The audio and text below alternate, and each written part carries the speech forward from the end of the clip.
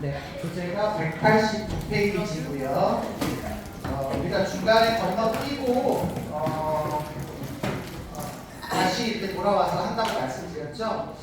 제 계획은 원래는 그 6월 목표 보기 전에 뭔가 하려고 했는데 시간이 안 돼가지고 그래서 그렇게 될 것 같습니다. 하지만 어쨌든 중요한 파트를 먼저 한다 생각을 하시고 여기를 먼저 나가도록 하겠습니다. 우리 혹시 금요일날 OX 본다고 말씀드렸나요? 안 했나요? 금요일쯤에 그 7강, 8강에 해당되는 OX 한번 볼게요. 요거를 저번에 우리 3월달인가 4월달에 갔잖아요. 그거랑 비교해서 잘 나온 점수로 넣어드리겠습니다. 괜찮죠? 그래서 7강, 8강 OX를 한번 보겠다. 준비하고 계시면 되겠습니다. 네, OX가 아니에요.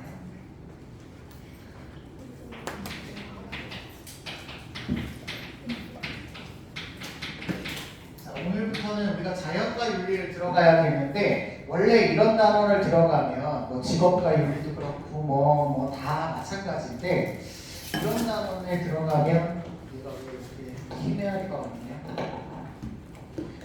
동양 파트 한번 알아보고 서양 파트 알아보고 이랬잖아요. 물론 여기도 동양 파트가 있고 서양 파트가 있는데 시험에서는 실제 모의고사에서는 동양 파트가 시험에 잘 안 나와요. 그리고 여기는 기출문제 보시면 아시겠지만 한 문제만 출제가 됩니다. 한 문제만 출제가 되기 때문에 조금 우리가 효율적으로 공부하기 위해서 서양 파트를 일단 중점적으로 볼 거예요. 보고 그리고 필요한 부분만 제가 동양 파트를 간단하게 말씀을 드릴 건데 보통 동양 파트는 여기에서 시험 문제를 단독으로 출제하기보다는 앞에 직업윤리 파트나 국가와 시민윤리 파트에서 섞어서 문제를 냅니다. 섞어서 문제를 냈기 때문에 단독으로 시험 문제가 출제가 되지 않고 있다. 이렇게 알고 계시면 되겠고 그 다음에 우리가 앞에서 건너뛰고 온 강의가 있잖아요. 4강.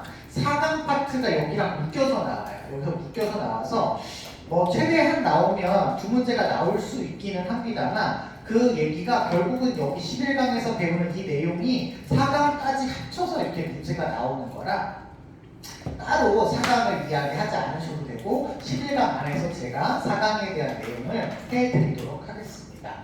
자, 그래서 우리는 서양을 중심으로 본다 이렇게 알아두시면 되겠어요.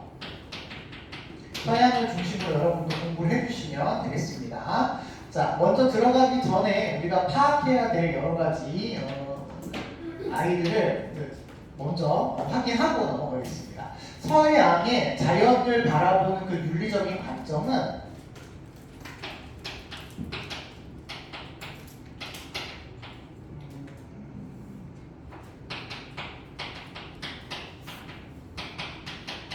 크게 네 가지로 이야기할 수가 있어요.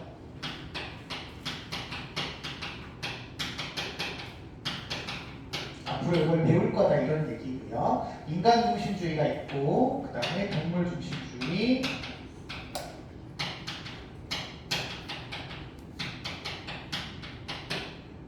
그 다음에 식물 중심주의라고 안 하고요. 생명 중심주의라고 합니다. 생명 중심주의 그 다음에 생태 중심주의까지 이게 구분은 네 가지인데 여기에 나오는 학자들이 좀 많아요. 12명? 3명? 이 학자들이 좀 많이 나와서 이 파트가 과거에는 약간 킬러 문제처럼 출제가 됐었었는데 최근에는 이게 좀 많이 우리가 해보다 보니까 익숙해가지고 요즘에는 많이 틀리는 일은 없어요. 거의 맞추는 편이라고 보시면 됩니다. 그래서 작년에도 난이도가 탑 5는 됐었지만 문제 자체가 어렵게 내기 때문에 그 정도는 됐지만 그 자체로 되게 어렵지는 않았던 것 같아요.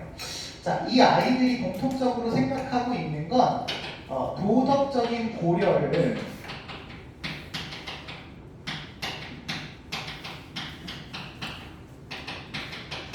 어디까지 보느냐이거든요. 인간 중심주의는 누구만 생각하냐면 인간만 생각합니다.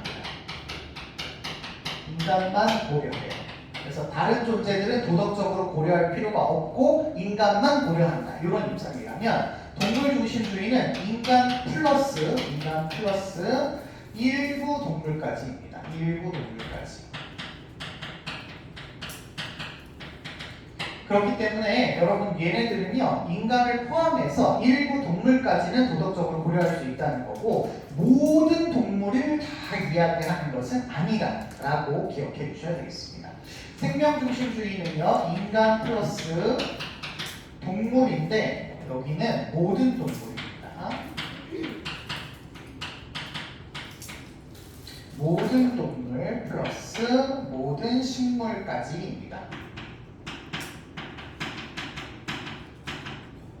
모든 식물까지 도덕적인 고려를 받아야 된다 이렇게 보는 입장이고요. 생태중심주의는 인간 플러스 모든 동물 플러스 모든 식물 플러스 누구까지냐면 무생물까지 이렇게 보시면 될 것 같아요. 그래서 어디까지 도덕적인 고려를 하고 있느냐에 따라서 구분을 해가지고 우리가 앞으로 이 네 가지를 배우시게 될 텐데 이 네 가지 아이가 가지고 있는 어떤 공통적인 사항이 있습니다.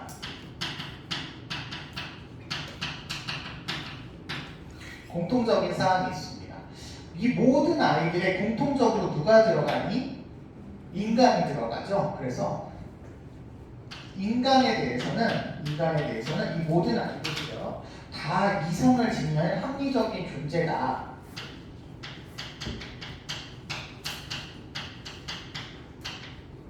합리적인 존재다.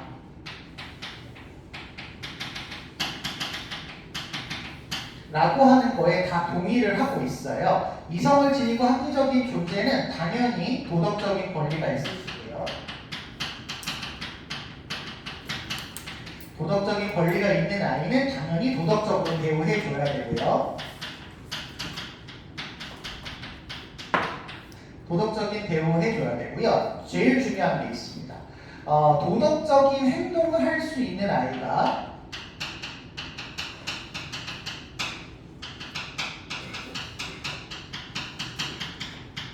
오로지 인간만이다.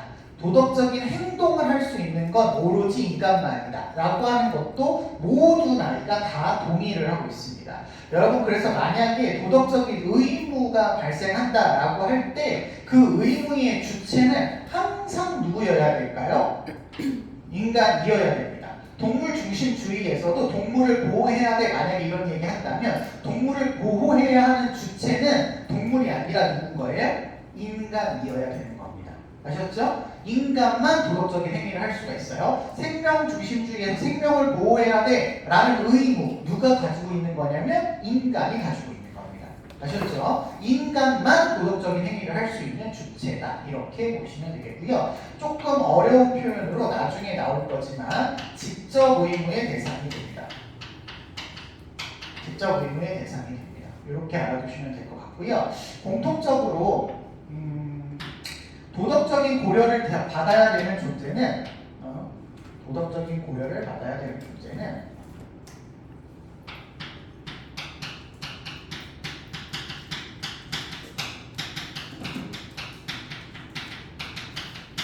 인간 중심주의는 인간이고 동물 중심주의는 일부 동물까지만이고 생명 중심주의는 모든 식물까지고 생태 중심주의는 무생물까지잖아요. 이렇게 각각이 해당되는 도덕적 고려의 대상은 얘네들이 봤을 때는 모두 도덕적인 권리가 있어요.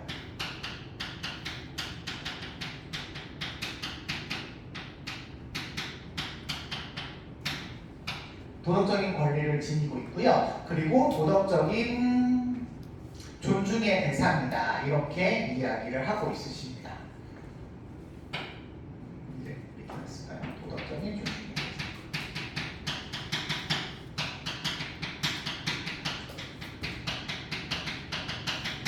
같은 표현인데 그리고 동등하게 도덕적으로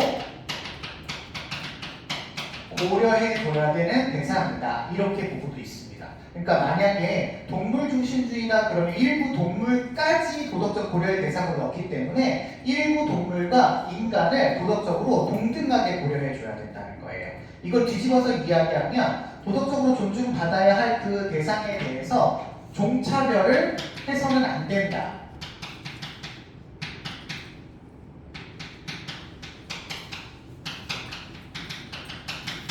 이렇게 보고 있습니다. 여기 안에서 종차별을 하면 안 된다라고 보고 있는 거죠. 만약에 생명 중심주의라면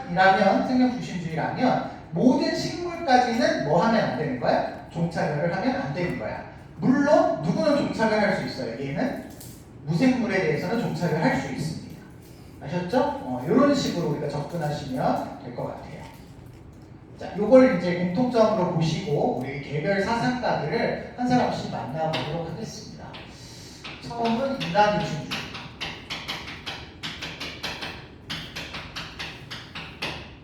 인간 중심주의가 갖고 있는 공통적인 입장을 먼저 말씀을 드릴 겁니다. 인간 중심주의는 도덕적인 권리가 누구한테만 있다고요? 인간에게만 있습니다.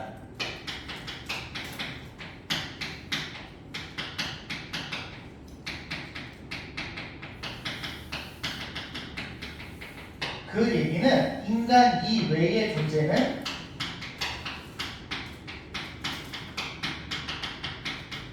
도덕적인 권리가 없기 때문에 인간을 위한 수단으로서의 가치만 지닙니다. 존재는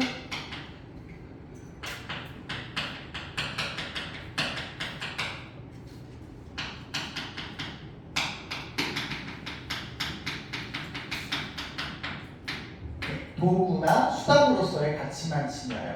요 말을 조금 어렵게 이렇게 표현하기도 합니다. 인간의 이 관심에 따른 인간 이외의 존재는 인간의 이 관심에 따른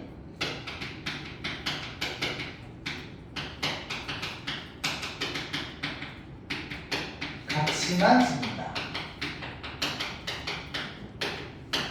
종속된 이런 어려운 표현 쓰니까 이렇게 기억해줘도 같은 말이다 라고 알아두시면 되겠습니다. 따라서 인간은 다른 아이들에 비해서 우월해요.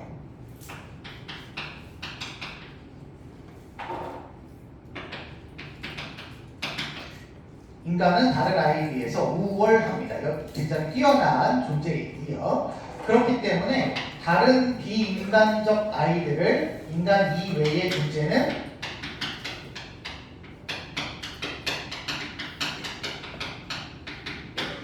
차별해도 괜찮습니다.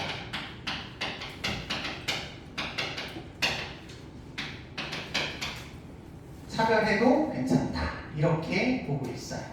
인간만 우월하기 때문에 다른 아이들에 비해서 인간만 특별 대우를 하고 나머지 아이들은 차별 대우를 해도 괜찮다. 이렇게 보고 있는 입장이다. 라고 모든 인간 중심주의자를 생각해 주시면 되겠습니다. 괜찮죠? 제가 요거 하나만 더 확인하고 넘어갈게요. 자, 우리 이렇게 알아봤잖아요. 이렇게 알아봤었는데 요 네 가지 중에서 여기까지 요 세 가지는 모두 개체를 중요하게 여깁니다. 개별적인 인간, 개별적인 동물, 개별적인 식물을 중시해요. 개별적입니다. 개별적인. 그런데 얘만 뭘 중시하냐면 전체를 중시합니다. 전체 생태계, 전체 공동체, 전체 생명 공동체 이런 것들을 강조하는 입장이에요. 그래서 이게 좀 차이가 있고요. 아까 말씀드렸던 대로 여기까지는 일부예요. 여기는 일부입니다. 일부. 모든 동물이 아니에요. 모든 동물이 아니라 일부 동물만 도덕적인 가치를 지닌다 이렇게 얘기하지만 요 다음부터는 모든입니다. 요 다음부터는 모든입니다. 그래서 이것도 구분을 좀 해줘야 될 그런 부분이고요. 그리고 인간 중심주의라고 하는 아이들은 금방 얘기했듯이 인간만 우월해요. 그래서 종차별주의를 인정하지만 나머지 2번, 3번, 4번은 2번, 3번, 4번은 동차별주의를 반대한다.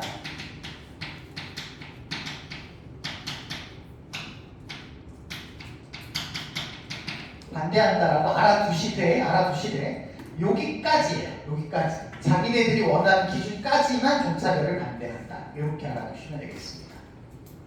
아셨죠? 이렇게 기억해 주시면 좋을 것 같아요.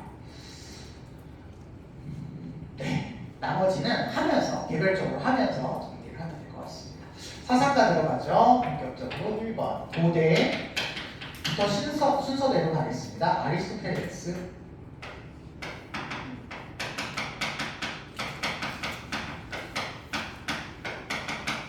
자, 선생님이 아리스토텔레스가 나오면 무조건 두 가지를 생각하라고 했습니다. 하나는 목적론적 세계관. 모든 아이들은 뭘 향해 나아가고 있다? 목적을 향해서 나아가고 있다. 또 하나는 인간은 혼자서 살 수 없다. 정치적인 동물, 사회적인 동물이라서 공동체주의자다. 이거 꼭 기억해 놓아야죠. 목적론적 세계관입니다.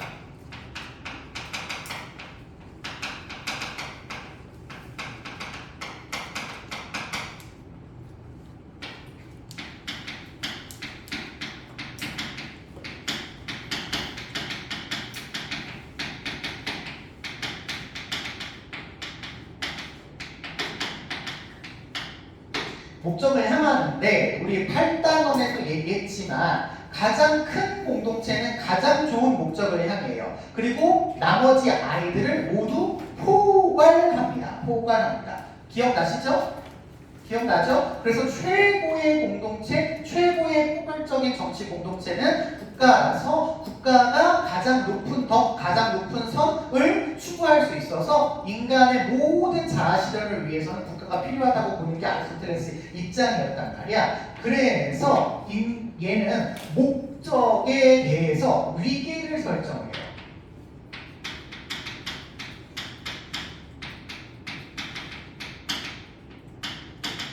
목적에 어떤 아이는 낮은 목적을 원하고 어떤 아이는 높은 목적을 원한다라는 위계를 설정을 해서 불완전한 아이는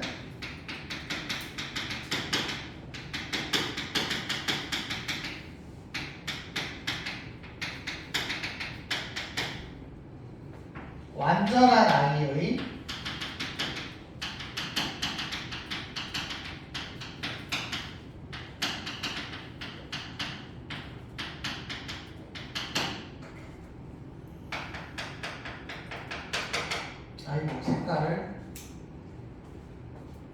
색깔을 제가 생각 없이 썼네요.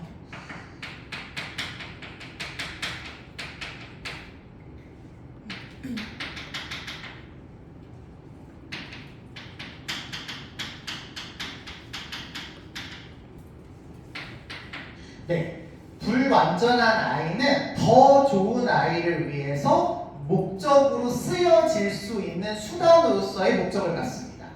이 말이 좀 헷갈리는데 3번에서 써드릴게요.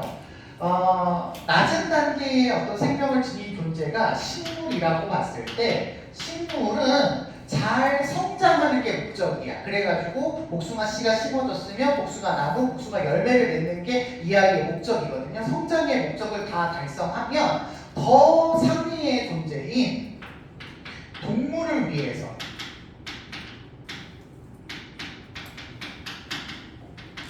사용될 수 있게 됩니다. 동물이 그걸 먹고 동물의 더 큰 목적을 위해서 사용된다. 이렇게 보시죠. 그래서 동물은 생존하고 번식하는 그런 목적으로 활동을 하는데 동물의 목적은 누구를 위해서 쓰여질까요? 인간을 위해서 쓰여지게 됩니다.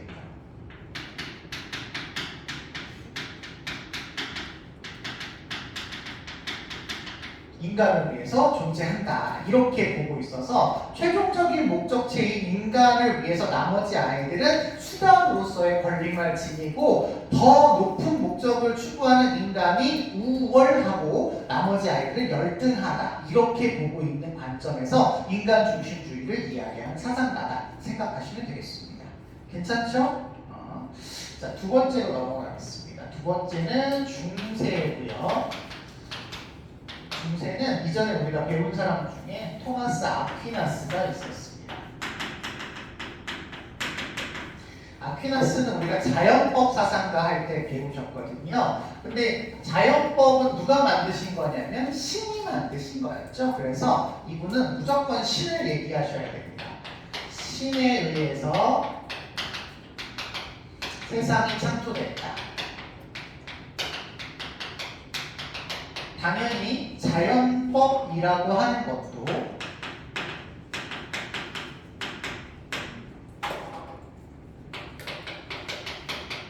신의 명령이다. 그래서 우리는 자연법을 준수해야 될 의무가 생기는 거죠. 그쵸? 그렇다고 봤을 때 신은 인간에게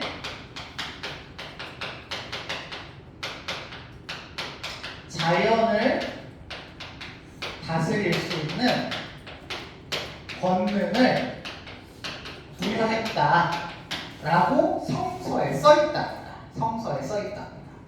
태초에 이제 신이 세상을 만드시고 마지막에 인간을 만드시면서 인간에게 너희는 이 모든 것들을 다스리고 정복하고 지배해라 라고 하는 권능을 줬대요. 그러니 인간은 그 아이들을 이용할 수 있는 권리가 있다라고 보는 입장인 거죠. 라고 보는 입장인 겁니다. 이 말을 좀 다르게 표현해서 인간은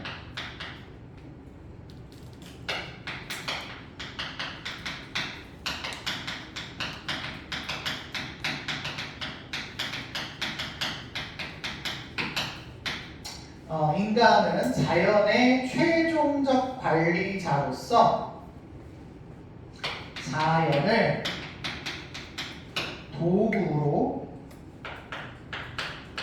수단으로 사용을 할 수 있다.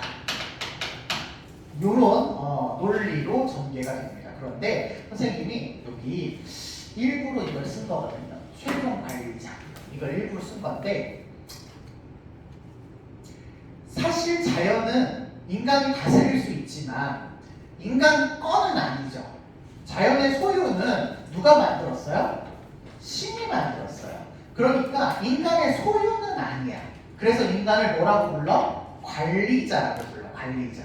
관리할 수 있는 권한이 있지 이 아이를 훼손시켜 파괴시켜 그러면 이거는 신이 만든 법에 뭐 할까요?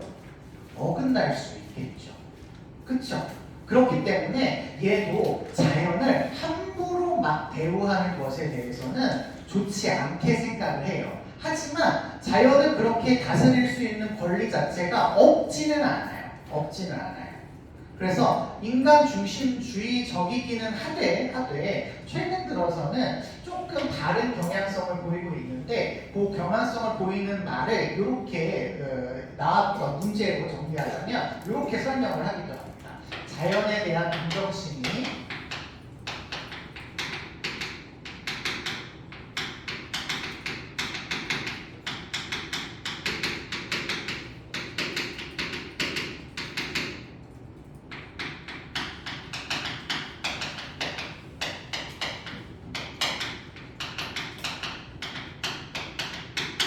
인간에 대해서 동정하는 마음으로 확대될 수 있다. 이렇게 표현하고 있기 때문에 이거를 우리가 나중에 바로 밑에 나올 거예요. 칸트가 이야기하는 간접 의무의 모습으로 해석해 볼 수도 있어요.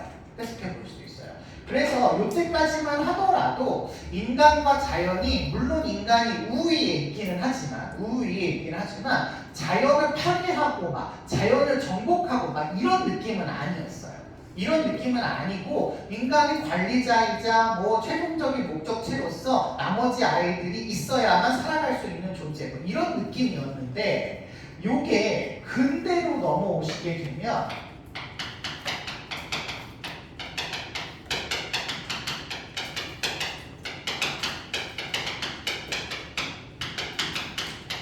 근데 과학기술이 발달을 하게 되면서 이게 좀 심해지기 시작합니다. 인간이 다스릴 수 있어? 마음껏 다스려? 그러면 마음껏 사용해도 되겠네? 막 이런 느낌으로 극단적으로 변화돼요. 이걸 우리가 극단적 인간 중심주의라고 하고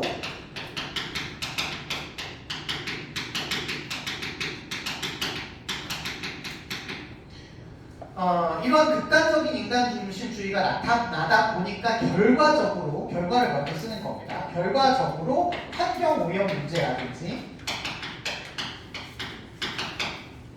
자원의 고갈,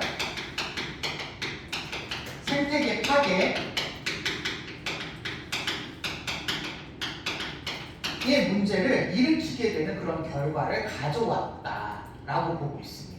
그런 어떤 근거가 되어지는 자연관을 이야기하신 두 명의 학자를 말씀을 드리려고요. 첫 번째는 영국의 베이컨 씨입니다. 베이컨 씨.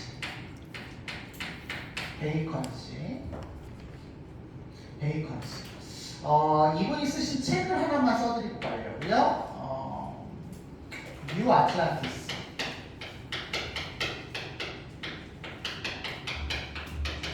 왜 써드리냐면 제 시문에 간혹 아틀란티스라는 단어가 나올 때가 있었어요. 아틀란티스는 여러분 아시다시피 지중해로 가라앉았다라고 전해지는 상상 속의 도시잖아요. 근데 이 도시가 과학기술이 엄청나게 발달했던 도시예요. 인류의 굉장한 과학적인 진보가 나타났었던 그런 도시랍니다. 그래서 이 과학적인 도시에 대해서 다시 만들 수 있다라고 하는 전망을 가지셨던 분이 베이컨이에요. 그래서 베이컨 선생님이 하신 유명한 말씀이 아는 것이 힘이다 라는 표현을 이분이 하신 거예요. 자, 이 말을 통해서 우리가 베이컨이 가지고 있는 자연관을 좀 분석을 해보려고 합니다. 그 중에서 여러분 여기 아는 것이라고 하는 건 자연에 대해서 아는 거죠.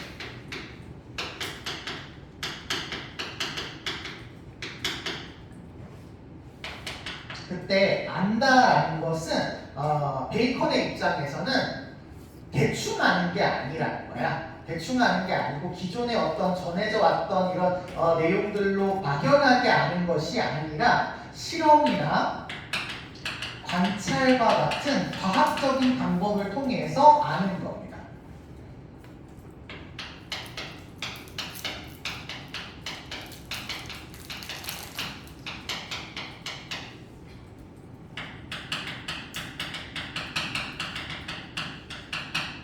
객관적으로 아는 겁니다. 객관적으로 아는 거. 이 객관적으로 아는 것 때문에 우리 윤사 배우시는 분들은 이전에 가지고 있던 인간의 선입견과 편견을 버려야 된다고 해가지고 우상론을 얘기하시는 거예요. 그 우상을 다 제거해야 된다. 그래서 뭐 동물의 우상, 종족의 우상, 시장의 우상, 극장의 우상 이런 것도 막 했을 겁니다. 그래서 이런 자연적인 객관적인 알을 통해서 우리는 과학적인 지식을 얻게 되고 이런 과학적인 지식을 얻게 되면 우리에게 힘이 된다라고 얘기하겠습니까? 힘이 된다라고 하는 것은 인간에게 유용성을 가져다 준다라는 거죠. 유용성을 가져온다.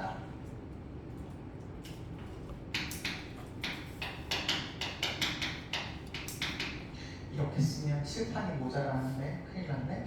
유용성을 가져다 준다는 거예요. 유용성을 가져다 준다라고 하는 거는 이러한 과학적 지식이 쌓이고 많아지게 되면 인류는 무한히 성장하고 무한히 진보할 수 있다.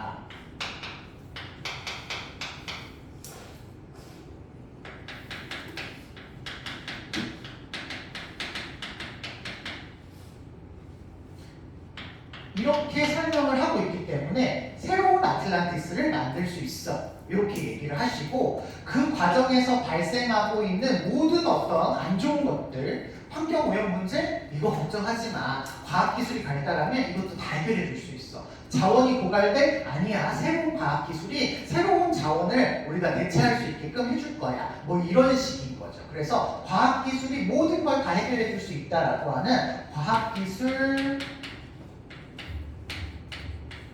지상주의, 낙관론 이걸 주장하신 분이에요. 그러니 여러분은 빨리 나가서 밖에 있는 자연을 사냥해다가 인간을 위해서 도구로 삼아야 된다라고 이야기하고 계시는 분입니다. 엄청 정복지향적인 자연관을 보이셨죠. 이때 프랑스에서 활동하셨던 또 다른 분은 같은 맥락이지만 다르게 표현을 하는데요. 데카르트 씨입니다.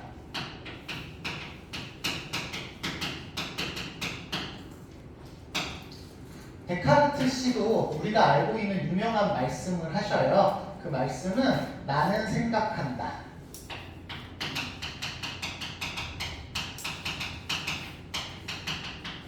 그러므로 나는 뭐한다.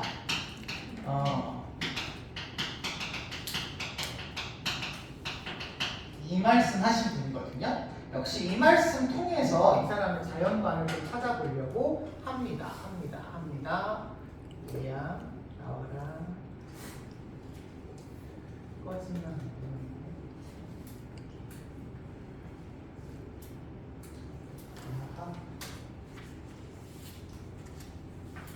전기를 빼놨었구나. 네. 합니다. 뭐라고 하냐면 1번이 아니라 A.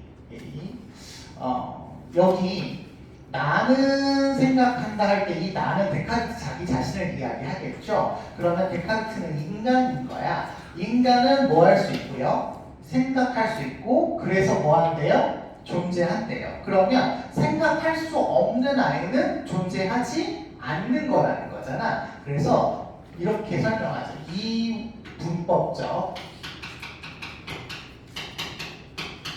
세계관 혹은 자연관 이라고 해서 번호가 왜 이렇게 작아졌지? 인간은 생각을 해요. 생각한다라는 건 인간이 뭘 갖고 있다는 거냐면 이성을 갖고 있다는 것이고 이 표현을 데카르트는 인간이 영혼을 가졌다 이렇게 표현하기도 합니다. 영혼을 가지고 인간은 생각할 수 있고 이성을 지닌 것으로 판단을 하고 있다 이렇게 보고 있으시다라는 겁니다. 그에 비해서 육체도 가지고 있어요. 예전에 제시문에서 연장이라고 표현해서 나오기도 했기 때문에 연장이라는 말도 알아두세요. 이게 정신의 이런 표현이다 이렇게 보시면 돼요. 그래서 육체는 그 정신에 이렇게 맞물려서 돌아가는 연장을 지녔다 이렇게 보시면 되겠습니다. 그래서 생각을 할 수 있는 영혼과 육체를 지니고 있는 존재라서 세계가 돌아가는 원리 이걸 이제 이분은 세계는 신에 의해서 정교하게 만들어진 기계와 같다 이렇게 얘기하거든요. 수학적으로 계산된 기계와 같다라는데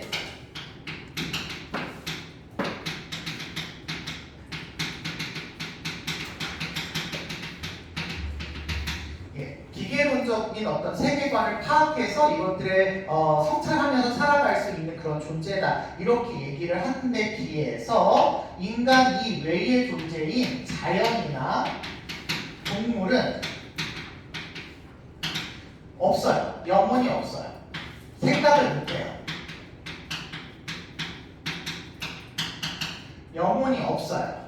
그리고 얘는 영혼이 없는데 움직이잖아요. 강아지, 고양이 움직이잖아요. 얘네들은 자동적으로 움직이게끔 만들어진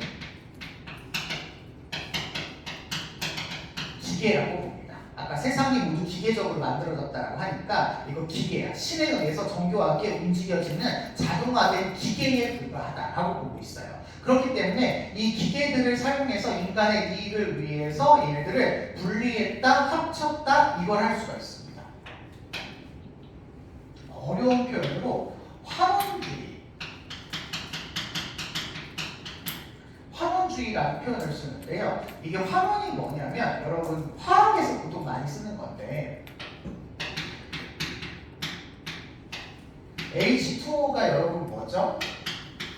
이런 건 알죠? 이 정도는 알죠? 그쵸? 그러면 물을 분리하면 뭐와 뭐로 나누어져요? 수소와 산소로 나누어져. 그래서 이 둘을 합치면 다시 뭐가 될 수 있어? 이걸 왔다 갔다 할 수 있다라는 게 환원주의입니다. 얘네가 뭐니까요? 기계니까 다 풀었다, 다 조립했다 할 수 있다라고 보는 거예요. 이런 어떤 세계관을 가지고 있기 때문에 동물에 대한 실험을 정당화하는 그런 근거로 작용을 하시게 되었다라고 보시면 되겠습니다. 따라서 이분은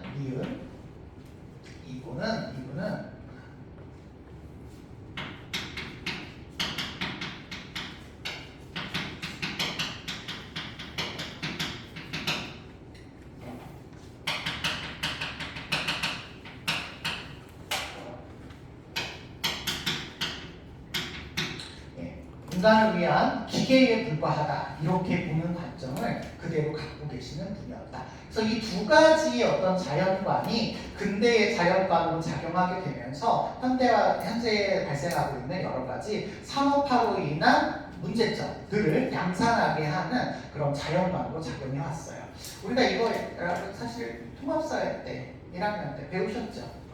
통합사회 때 사실은 우리가 인간중심주의랑 뭐만 배웠지? 생태중심주의만 배웠어요. 근데 이거를 이제 구체화시켜서 설명을 하고 있는 겁니다. 자, 마지막은 아닌데 아무튼 최종적으로 이번 시간에 볼 수 있는 최종적인 사람인데 똑같은 근대 사람이기는 하지만 정복지향적인 자연관을 갖지 않은 나머지 한 사람을 볼 텐데 사실은 이 사람이 메인입니다. 칸트. 시험 문제 나오면 다시 다른 사람들은 거의 뭐 나올까 말까야 한두 번 나올까 말까 이런 수준인데 대부분은 칸트 문제가 나옵니다. 그래서 칸트를 제일 중요하게 봐주셔야 됩니다. 대표적인 사람이에요. 자, 칸트는 일단 여러분 나중에 다 배우시면 헷갈릴 수 있겠지만 인간 중심주의라는 걸 절대 놓치시면 안 됩니다. 인간 중심주의라는 건 요 얘기를 모두 한다는 얘기야. 요 얘기를 모두 한다는 얘기야. 그러면 누구만 도덕적인 지위가 있고 누구만? 인간만. 누구만 우월해? 인간만 우월해. 그러면 나머지 아이들은 인간을 위한 도구나 수단으로 삼을 수 있다. 이런 얘기를 해. 이걸 놓치면 안 되는데 그 논리는 이렇게 설명하죠. 칸트의 정원 명령 아시잖아요. 인간만 수단으로 대우할 수 없고 뭐로 대우해라? 목적으로 대우해라. 그 이유는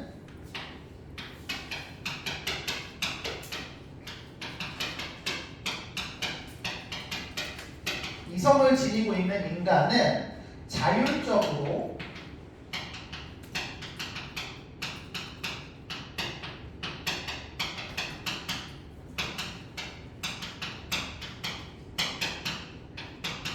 도덕 법칙을 입법해요. 만들어요. 도덕 법칙을 자기가 만들어서 그에 따라서 자율적으로 행동할 수 있는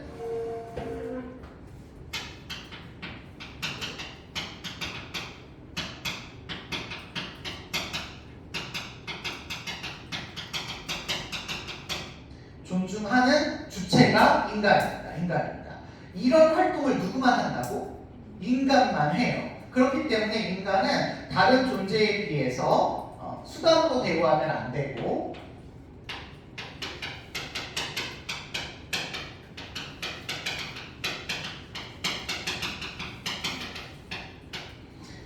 단지 뭐로 대우하면 안 되고 단지 뭐로 대우하면 안 돼? 수단으로 대우하면 안 되고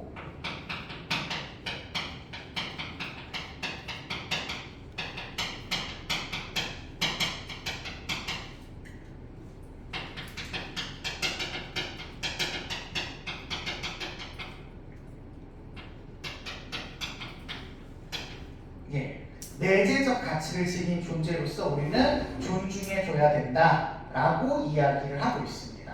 때문에 인간을 목적으로 당연히 도덕적인 존재니까 도덕성을 지니고 있는 인간을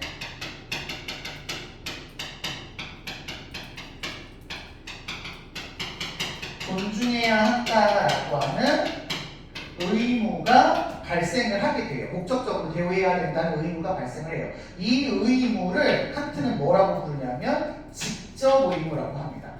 그 아이가 직접적으로 도덕성을 지니고 있기 때문에 존중해야 해 라는 의무라는 거죠. 여기까지만 얘기했으면 다른 인간중심주의라고 별 차이가 없는데 두 번째 얘기를 합니다.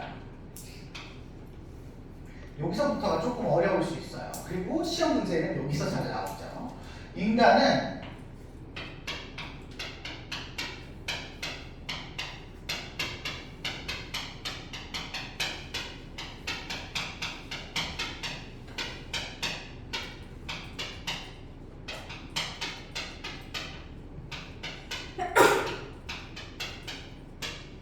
도덕적인 존재이기 때문에 당연히 도덕적인 완결을 위한 의무를 지녀요. 이 말을 다르게 쓰면 이렇게 쓸 수도 있어요.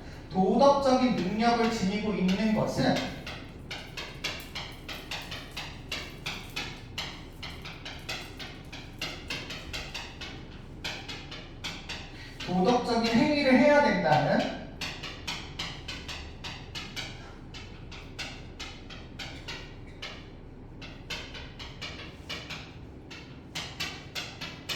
의무를 발생시킵니다.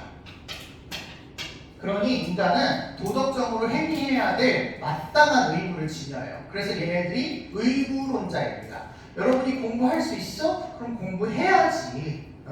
강아지는 공부할 수 없어. 그러니까 강아지는 공부 안 시키는 거야. 도덕적인 생활을 강아지는 할 수 없어. 그러니까 강아지한테 도덕적인 책임을 묻지 않아. 그런데 인간은 할 수 있어. 할 수 있는 능력이 있으니까 당연히 그 인간에게 그렇게 해야지 라고 하는 의무를 부과하는 거야. 대한민국 사람이니까 대한민국 국민으로서의 뭘 부과하는 거야? 의무를 부과하는 거야.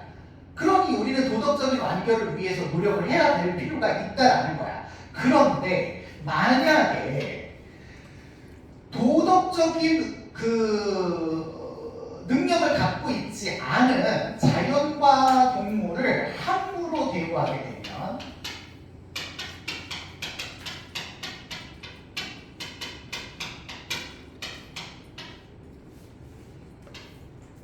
학대라고 표현하는 거예요. 학대. 우리 다른 말로 함부로 대우한다.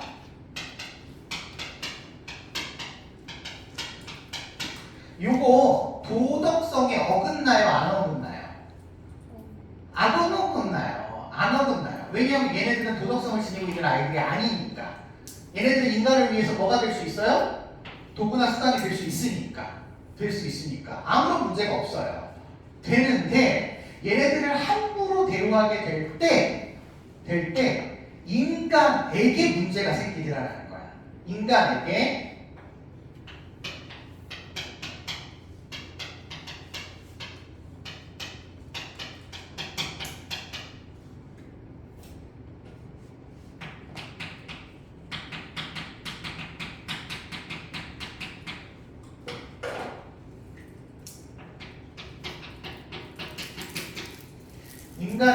아이고 여기 도덕성 발달에라는 말을 써야 되는데 미안해요. 여기다 하나 써주세요. 여기에 들어가야 됩니다.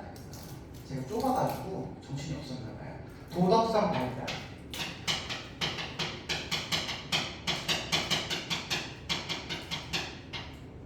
네, 도덕성 발달에 이로운 도움이 되는 자연적 소질을 훼손한다. 자연적 소질을 훼손한다. 대표적인 자연적 소질이 뭐가 있냐면 미안해요. 자리가 없어서 제가 밑으로 씁니다. 동정심,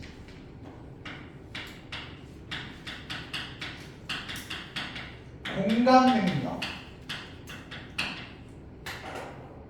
이런 아이들이 대표적인 자연적 경향성, 소질에 해당하는 아이들인데 이 아이들은 도덕성의 근거가 되는 아이예요? 아니에요?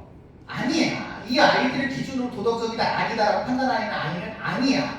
그런데 이 아이가 없으면 인간의 무슨성 발달에 이로운 도덕성 발달에 이로운 게 없어진대. 그러면 없어지면 인간의 도덕적인 완결을 이루기가 어렵게 되는 거죠.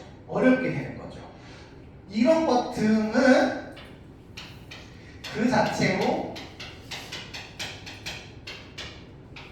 도덕성을 지니지 않습니다.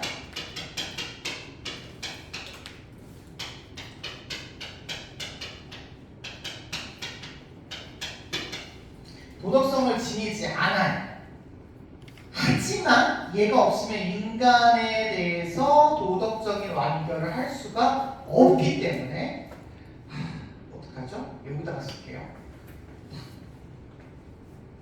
한 두어 줄만 더 쓰면 되는데 여기 밑에다 쓸게요. 화살표. 인간의 도덕성 발달을 위해서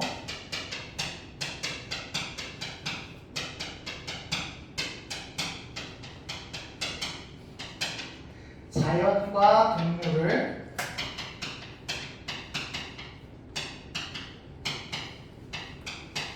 물론 그렇게 시험 문제 나온 적은 없지만 여기서 얘기하는 자연과 동물이 모든 자연과 모든 동물은 아니야. 근데 아직까지 그렇게 나온 적은 없어요. 동물을 함부로 대우하지 말아야 한다는 의무가 생겨납니다.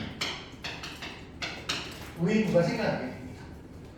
자, 자연과 동물이 직접적으로 인간에게 뭔가 도덕성을 지니고 있는 존재는 아니기 때문에 자연과 동물이 인간에게 도덕성을 지니고 있는 존재는 아니기 때문에 얘네들을 다른 인간처럼 목적적으로 대우해야 할 아무런 근거가 없어요. 아무런 이유가 없지만 얘네들을 함부로 대하다 보면 인간에게 좋아야 할 여러 가지 도덕적인 아이들이 자라지를 않아. 동물을 막 학대해. 그러면 얘를 때리고 하는 건 사실 그게 문제가 되는 건 아니야. 그게 도덕적으로 뭐가 되는 건 아니지만 그로 인해서 인간이 가져야 될, 다른 인간에게 보여줘야 될 아름다운 도덕성이 자라나지를 않아서 그 인간이 사이코패스가 될 가능성, 소시오패스가 될 가능성이 생긴다는 거죠. 그러니까 이 인간은 자연 환경을 함부로 대하지 말아야 될 뭐가 생긴다? 의무가 생긴다. 그럴 때 그 의무는 걔 때문에 생기는 게 아니라 누구 때문에 생기는 거야? 나 때문에 생기는 거죠. 내가 누군데? 인간을 위한 얘를 함부로 대하지 말아야 될 의무가 생긴다는 거야. 이걸 우리가 칸트는 뭐라고 부르냐면 간접 의무라고 부르는 거죠. 간접 의무라고 부르는 거예요. 직접적으로 걔를 위해서가 아니라 인간을 위해서 얘를 함부로 대하지 않는 간접적인 의무가 발생하기 때문에 칸트는 자연과 동물을 함부로 훼손하지 말아라 라고 얘기를 하고 있으십니다. 하지만 인간을 위해서 도구나 수단으로 그런 동물과 자연을 이용하는 게 가능해요? 불가능해요?